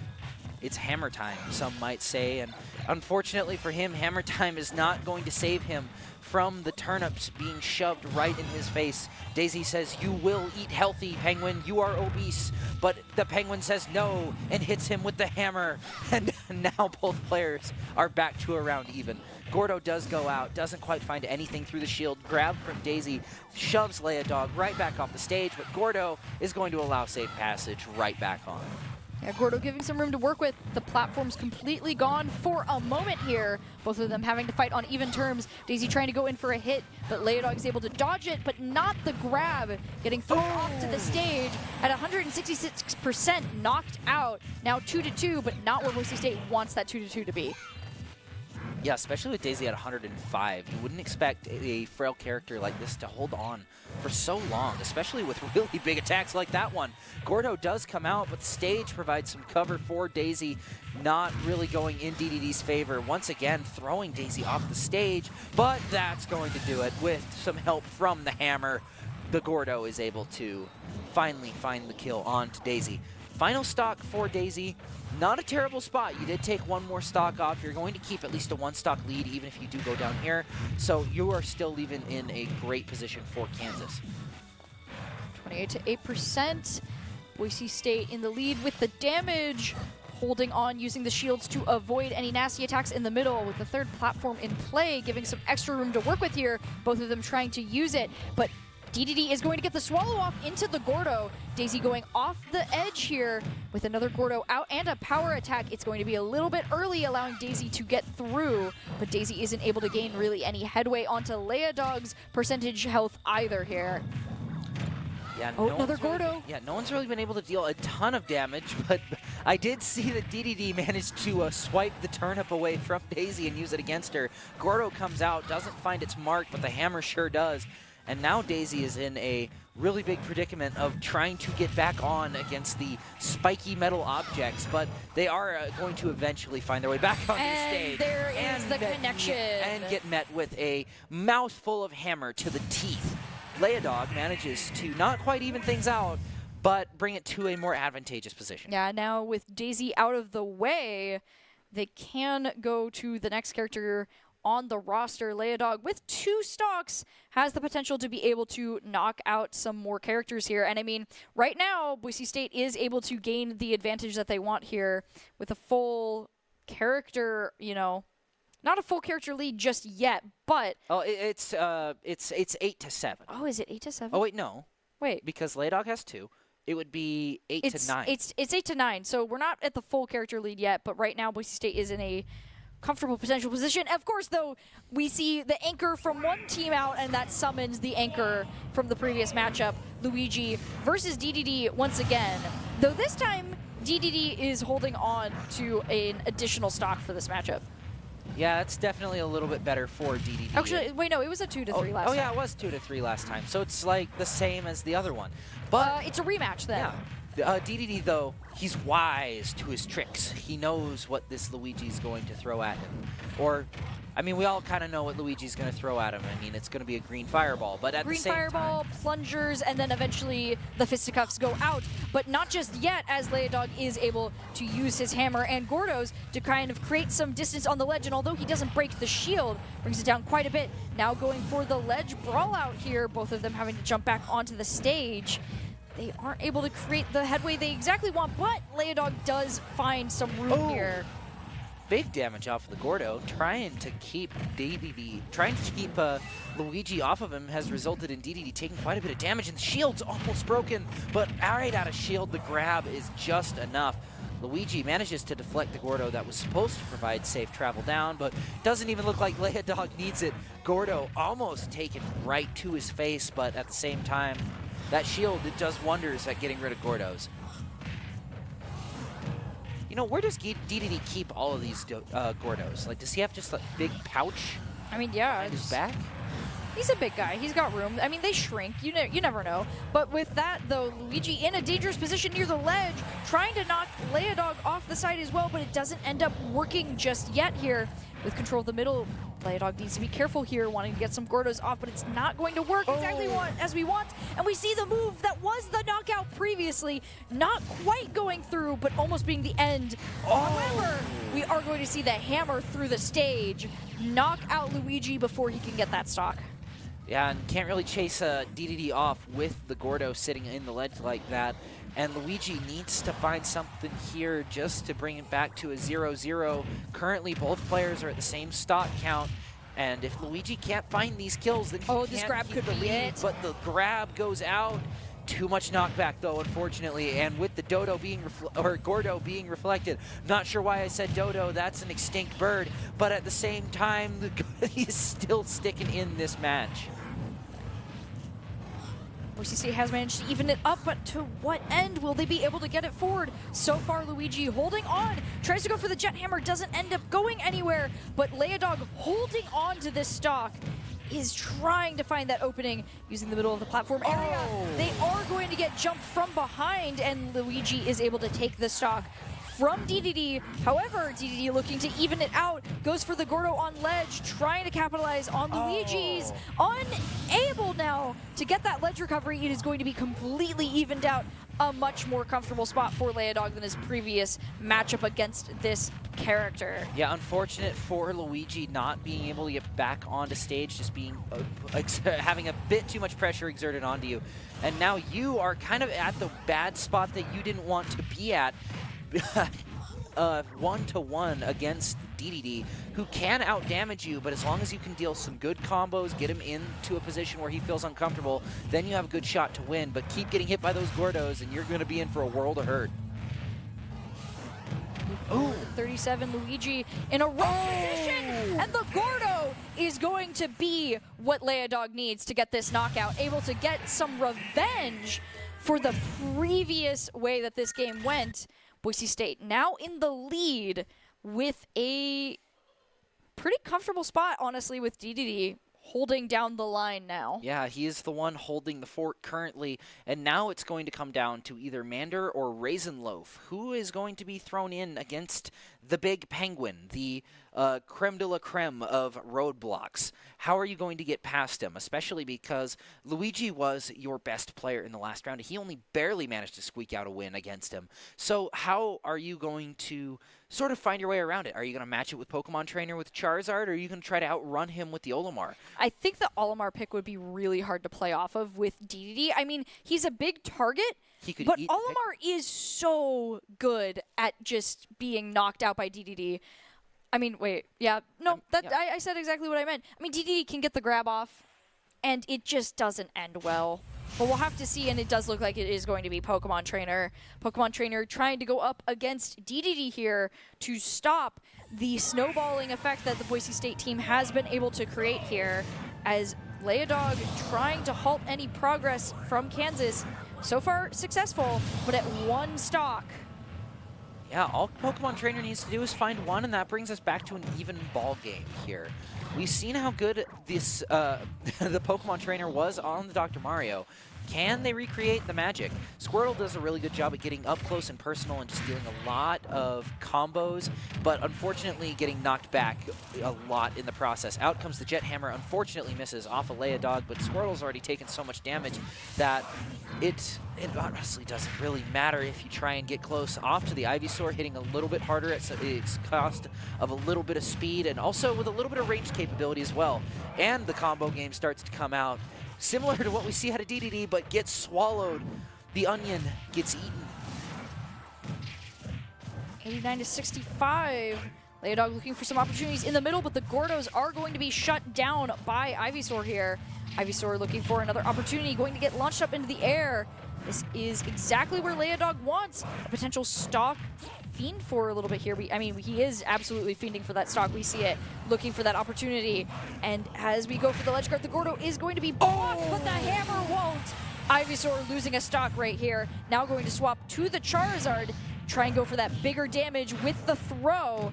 If they're not careful, this could be a knockout for Leodog as the fire tries to deny the recovery. Leodog looking for an opportunity on this ledge here, but Charizard backing off, not wanting to give it to him. Man, someone call PETA, because what just happened to that Ivysaur has to be some sort of animal cruelty. I mean, it's penguin. It's a penguin versus an Ivysaur, though, so, I mean... Well, I mean, the penguin has, like, sentience. Like, so does the Ivysaur? Well, then why does he have to be told when to use each move? I mean, they can do it on their own. We've seen it in the show so many times. But, you know, we can get to, you know, the consciousness of these characters later, or maybe now as the knockout goes through. Charizard able to avenge Ivysaur here as Leodog will be knocked down, but not without putting on a decent amount of damage for the Kansas team here. Yeah, that is true. Already bringing it down. It's 2-2 in the player count, but they are down one stock. Or wait. Yeah, it is 2-2. I don't know why I thought it was anything different. And from the looks of things, Raisin Loaf is going to be the final character in their lineup. Dr. Doctor is probably going to be going in next with the Palutena. And yep, there we see it. Speak his name and he shall appear. We have seen these matchups before, you know. I've played these games before. You know, Palutena has some really good opportunities around Pokemon Trainer's moveset. However, Pokemon Trainer also can do a lot of good mix-ups that will make it harder for Palutena to do what they want, especially at range, and we'll jump right into the matchup. Squirtle going in for some fast attacks here. Palutena trying to find the aerials, but instead is going to be launched into the air themselves. Oh, yeah. Utilizing what Squirtle is really good at and just dealing a ton of damage in such a short amount of time. Both of these characters really rely on the snowball effect of their aerials, being able to just take other players and really just push them away from where they want to be. Palutena Doctor already finding themselves at a really bad spot. 97% 21% is a lot of damage to be taking on right now, and Boise State does not want to see that happen. Unfortunately for them, it is the reality they're in right now. However, they do get an explosion off onto the Ivysaur. It's not going to be enough to even up the damage, but it does give them an opportunity, at least until this Charizard comes out, trying to deal as much damage as possible. We get a tail flick out, and with that, Palutena is going to lose the first stock here. First stock here, already evening it up on percent with the Squirtle, just trying to recreate the magic of what happened first time, and it seems to be working wonders for him. Already brought up to 60%, yet to find an attack onto this Ivysaur, and now it is just a game of who can get the next combo, who can deal the most damage, and it's going to look like Ivysaur, and now Charizard is out to try and finish it off once again. And it's going to go through. Once again, just the tail flick being a really potent ability here for Charizard, getting those knockouts, and it's exactly what Pokemon Trainer wants to see, using those fast attacks from Squirtle to rack it up. And then Charizard coming in with a big final attack to get that good knockback. However, Ivysaur and Pokemon Trainer in general looking pretty rough at 104%. Palutena just needs that one good hit, and we see looking for that potential with the explosions. It's not going to connect immediately, but they're not out of it just yet. Palutena shielding through the Ivysaur aerial here and avoiding the Vine Whips. So far, this could be a dangerous spot, though, as Boise State does go up into a knockout percentage, and with the aerial attack, we will get a knockout for Kansas. Kansas bringing it down to a 2-3 for the potential 2-0 that they want to find here. Yeah, and now it is all up to Mata on Richter to take out not only 2 Pokemon Trainer stocks, but also 3 Olimar stocks. And I feel like if you're going to rely on one, Richter is one of the characters that is a pretty solid pick. We did see Raisin Loaf do really well against the Richter in the last round. However, that could have just been a fluke. I mean, you never know. I mean, this sounds like wishful thinking, but there's a method to my madness, trust me. You see, Pikmin are really good, but they can't take a ton of damage, and Richter has a lot of moves that do a ton of area of effect around the character damage as well. Able to knock off the Pikmin super easy. So if you're able to do that, then you should be able to really get her done. But it's not going to be Richter. I'm talking about Richter, and then it's a completely different character. I mean, come on, it's a Pokemon battle. We're not playing Smash Bros. We're watching a Pokemon battle. And I mean, right now. technically, Pikachu is super effective against 2 of the Pokemon on this list. That's true. Yeah. Oh, you're right. You're so right. All right. Yeah. I mean, hey, we have the type advantage here, so now jumping into it, Boise State going for any quick attacks that they can to try and match up with the Squirtle's speed. So far, Boise State holding in the damage, though Squirtle is able to make some headway here. Oh my God, getting him doing a ton of damage across the stage, really too. Fast. Yeah, hitting him against the stage, able to get some knockback damage that Pikachu does not want to catch right now. Unfortunately, it is the reality here for the Boise State team. Broncos getting knocked off the ledge once again as Squirtle is outspeeding the electric type right now a little bit. Yeah, which is, you know, base stat totals would have told us a little bit different. You'd think Squirtle would be taking a little bit more damage here, considering the low special defense stat. But I guess the VGC, Pokemon VGC, doesn't quite translate to Super Smash Bros. And out comes the Charizard. We've seen what this can do before, and especially now with a lighter character, it's going to be a scary position here. Pikachu looking for an opportunity. We see trying to get a little bit more chip damage in, not go in for a big rush that could spell doom. And so far, Charizard has not been able to find that knockout until just now. The tail flick goes through once again. Boise State losing one of their last stocks. And that is unfortunate because there is still one more character left after this. Squirtle still does have 2 stocks left, but at 101%, it should be fairly easy to take him out at least 1 stock. Both characters are at the same stock count though, so it'll be interesting to see how this plays out from Squirtle's side of things. Do you keep the Squirtle, or do you move to the Ivysaur or the Charizard, hope for a little bit more damage to pile on before you have to before you're forced to swap? And it does look like we're just going to try and force out the Squirtle. Ivysaur does come out because when Pokemon Trainer does lose a stock, it switches to the next Pokemon, but Squirtle is quick to be cycled back in. Squirtle back in for the speed battle that we are just continuously watching here. Boise State holding on to their stocks, staying low in the damage right now, and continuing to rack up the damage against Squirtle here. As we've been seeing, that type advantage seems to be working out right now, as Pikachu's been able to get some good opportunities to just rack up the damage over and over again. The combos working out in the Broncos' favor, and the Jayhawks not finding the room they need to work with right now. Yeah, Pikachu just seems to be doing a little bit better at getting the combos going, but out comes Squirtle trying to find something gets to a work grab. with. Gets 2 grabs in a row, and Ivysaur is in to just get a little bit more damage, be a little bit heavier, not get knocked up as much by the Pikachu, but at the same time hasn't really been able to find anything. Is able to force Pikachu to back off and avoids a potential counter, but Pikachu has yet to find no one has really found a good hit. Out comes Pikachu, though, with the grab, taking Ivysaur off the stage, and it'll be interesting to see how this plays out. But the grab, down grab goes down, and it's evened out 1 stock to 1. It doesn't even need to bring the Charizard out.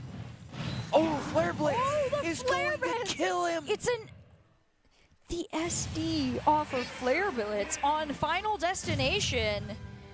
That is going to be the opportunity for Boise State to go into another 1v3. Can we get an 07 for the Charizard?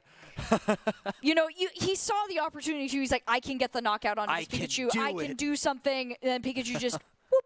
I must go. Yeah, with that, Mata is able to go into the Olimar fight now. It is a 3v1 with the stocks. This is a rough spot, but not impossible, and Boise State has really been trying to go for the impossible right now in both of the matches that we've seen so far. Now Olimar is the final opponent for Boise State. If they can beat Olimar off of this 1 stock, they will be able to bring this to a final matchup to see who can take this, but Kansas obviously wants to be trying to lock this down as fast as possible, so we'll have to see, will Olimar be able to take this? So far, already trying to rack up the damage using the quick Pikmin attacks that they do have against Pikachu. Yeah, and plus those yellow Pikmin don't get hurt from the electric attacks of Pikachu as well, meaning that you have another Pikmin that is unable to be broken by the Pikachu and essentially has to be physically smacked off, which is just one more thing that Mata has to worry about in this matchup. Although, with that being said, Olimar is taking a lot of damage and being pushed off the stage fairly frequently. However, though, Pikachu is also taking a lot of damage. That chit damage is going to add up when you only have 1 stock left, and we see that here. Pikachu needs to be really careful, as Olimar is holding strong in the corner here with the Pikmin as his backup. He's going to get thrown into the air. Pikachu looking for a potential stock knockout here, but he's going to have to back off, not wanting to be knocked out themselves. Olimar once again being launched into the sky. We're not seeing that. It's not enough. The SD goes through. It does bring Olimar down to 2 stocks, but Pikachu is at 112%. Kansas is still in a really comfortable spot right here, but Pikachu does not want to let that stay the case if possible. Ooh, hit the purple! Purple! There it is, the with purple the Pikmin. Smack. And with that, Kansas, although getting an SD in that final round, is going to be able to take the game from Boise State 2-0. Yeah, what a great play out of Kansas, though. They were able to win in the moments that it really mattered. We saw a few questionable plays with a Pokemon trainer, but overall, great game played out of both sides, and yeah, and great fight Kansas from Boise State here. The Broncos were able to hold on until the end. And, you know, for both matchups that we watched tonight, we saw them go in against what were statistically very, very improbable matchups and, like, odds from the stock counts. And although they didn't take it, like, as the statistics would show, overall, they did a really good job holding on, and both of these teams played really well against Boise State, but Boise State being able to hold on as long as they did was impressive. Yeah, I have to say, especially at the end of that first round as well, bringing it down to the wire. And honestly, at the edge of our seats, we had no idea who was going to win that. It ended up being Kansas, but at the same time, it was a really hard-fought win for Kansas, and Leodog forced it to be that way. And honestly, we can't really forget about the Pokemon trainer in the second game, or in the second round as well. Being able to take out so many players and bring your team out of a player deficit is really what I think that ability was able to bring them Yeah, into it this did game a and lot of win good it for them. So, yeah, congratulations to the University of Nebraska and Kansas University for being able to take it all tonight. We are very glad to have been able to show these matches with you as we get ready to sign out. I do believe we have the top 5 plays of the game from this matchup. So, thank you so much for watching. Have a great night. Make sure to watch the top 5 plays of the game and tune in next week as we will continue our coverage of the Power Esports Conference for Super Smash Bros.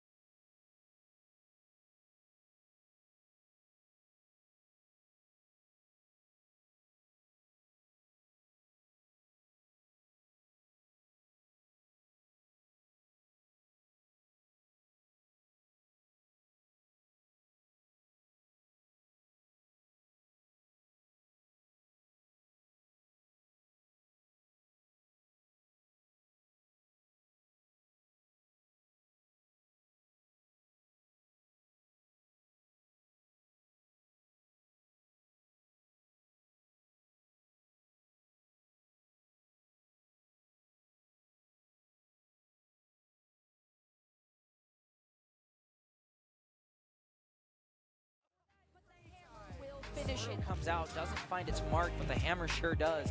And now Daisy is in a really big predicament of trying to get back on against the spiky metal objects, but they are going to eventually find their way back on the stage.